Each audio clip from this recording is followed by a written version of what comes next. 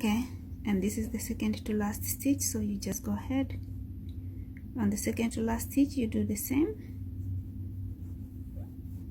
But now this is where my focus is, okay, on the last stitch. On the last stitch, as you notice, if we leave it here, we're going to lose one stitch, okay, so we can't leave here.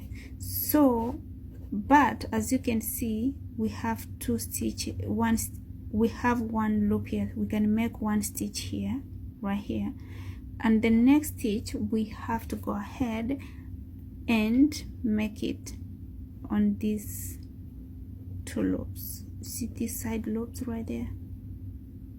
See those two? So that's where we're gonna get our last stitch at. Okay, so let's go ahead and do it.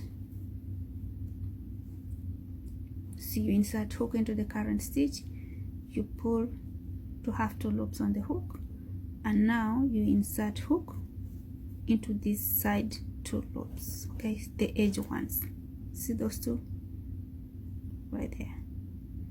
And some people will do one, but I do not like to do one. I rather do two. Okay, so you can see, so you can have the three loops, you pull through, and that's how you end your row. And as you notice in my patterns, I do not like to chain one at the beginning of the row, and the reason why I do not like to chain is because I think it leaves a lot of spaces at the beginning of the round, and because of that I do not like to chain.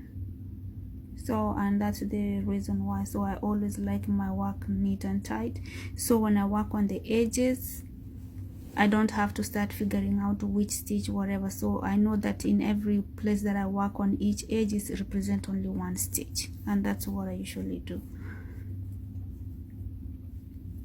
So okay, now working on the next row, it's a little bit tricky, but I don't chain. As you notice, all you need to do is have this working yarn, this one,